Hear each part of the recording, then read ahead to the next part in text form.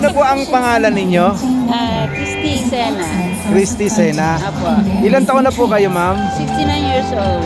69. Saan po? 70 na ako ngayong March. 70. Paano kayo na punta sa Atomy? Paano nyo nakilala si Atomy? Nakilala ko po si Atomy nung basta suddenly meron akong kaibigan na present sa akin. Gusto mo mag business ng Atomy? Ano yan? Ganyan. Pagkatapos na tinanong ko po kung anong klase Korean product. Tapos walang registration, walang quota, walang monthly responsibility o quota, ganyan. Pagkatapos noon, na-amaze ako. Tapos nung nakita ko, sabi ko, maganda yung Korean kasi amazed din ako sa mga product ng Japan, Korea, ganyan. Kasi madami na rin ako mga product na mga US, pero this time, Asia naman po. Natutuwa ako. Kaya nung naano ko po yung mga Koreano na asawa ng mga Pilipino, natutuwa po ako sa kanila. Ayun. Tapos po noon, nag-register na ako dahil walang member member fee. Yun po, unti-unti na ako nag-take ng coffee, ng probiotics, so masarap. Tsaka Hemohim po na napakaganda. Malakas sa katawan.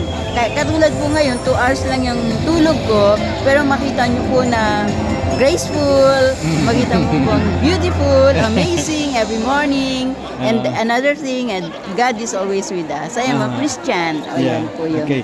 So, yung ano po, pag sa cellphone ninyo, sino nagturo sa inyo o paano kayo natuto? ako po, binigyan ako ng cellphone. Gusto ko magka-cellphone kasi dati wala akong cellphone. So nagka-cellphone po ako, binigyan ako ng kapatid ko dahil ang kapatid ko nagtatrabaho sa Dubai.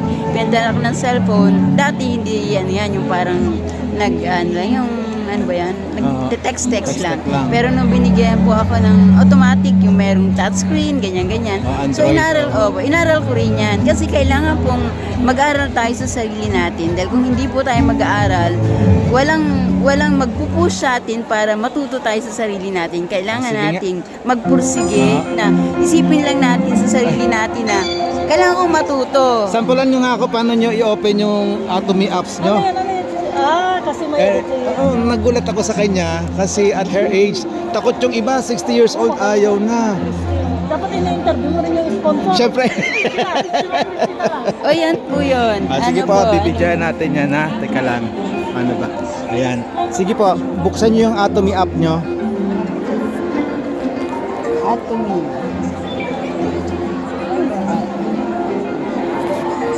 Ano ba? Sa picture lang po. Paano siya ginagamit?